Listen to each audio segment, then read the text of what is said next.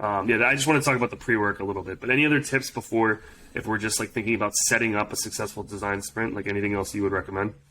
Yeah, well, I mean, the Sprint Master's work is quite intense, and so it requires a lot of planning, like having a decent venue, having whiteboards on, not having to leave like within 20 minutes, like having a comfortable space where you can just leave stuff on the wall. Ideally, stickies, like Sharpies, all of that sort of thing, lots of paper. And again, it's a time commitment, because the thing is, if you stop halfway through, you lose momentum, and I've seen that happen in a design sprint as well. You don't really want that to happen. Usually it's like if people are not focused or they're not convinced. Like one of the arguments for a design sprint is to getting other functions of a business to empathize with the design process, because a lot of times it feels like a black box. And so if you include people who are not typically used to designing stuff involved in that, they really appreciate the function of design as a thing, and they see the tangible activities that you do, and they get more involved in it. Even just if the thing you create isn't necessarily great or the outcome isn't perfect, solely as a team building exercise, I think it's really, really fantastic. And I've seen the happiness on people's faces when you do those things.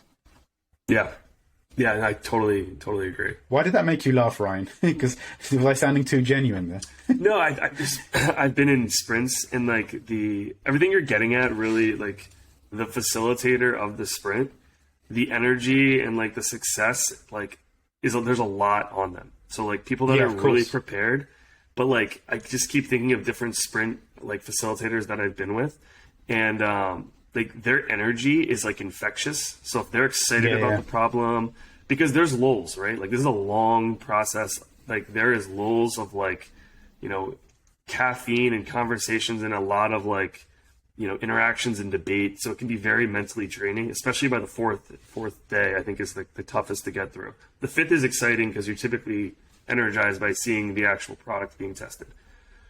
But no, I was just laughing just because like, I just keep thinking of the various versions I've been in, and like some have been more successful than others. So one thing which I found that was really, because again, the thing that usually picks people up is actually the user testing, because then you have to be on your P's and Q's, like someone's looking.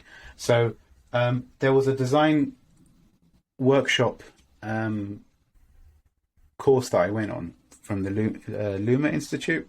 And it's like, if you think about these workshops, a collection of activities that you do to help you get to an endpoint. So whether it's doing user journey mapping, user flows, prototypes, there's a few other things like boot up note taking. So once you've absorbed everybody's like how might we, and you're thinking, okay, if I'm going to start the sketching phase of something, how do I condense that down? Now, sometimes when you're designing stuff, it can be really hard to just start designing blind. So boot up note taking I found really effective, where you just write one-liners. It's like Uber but for coffee. It's like Tinder but for truck drivers. I don't know. Yeah. But like you basically try to break it down into a simple word, or maybe like it's an animating button that does blur, like, well, depending on what you're trying to create. And when you start writing those and taking 8 minutes to write down as many of these ideas down, the next activity, when you're actually sketching out, and really I mean sketching out, which they call Crazy Eights, where you take a sheet of A4 paper or standard printer paper, and you fold it twice, and then within that square you're just drawing the basic sketch based on the boot up note taking, and that just really frees you up to just do something. I remember I went to a workshop with Stefan Sagmeister, who's like the famous graphic designer who did stuff for like the Rolling Stones and whatnot, and he said, like, you just have to make a decision. Give yourself 10 minutes and that's it. Because otherwise, if you give yourself an hour, you say, I'm going to make coffee, go check email, and you just keep delaying it because of that fear of committing to a decision.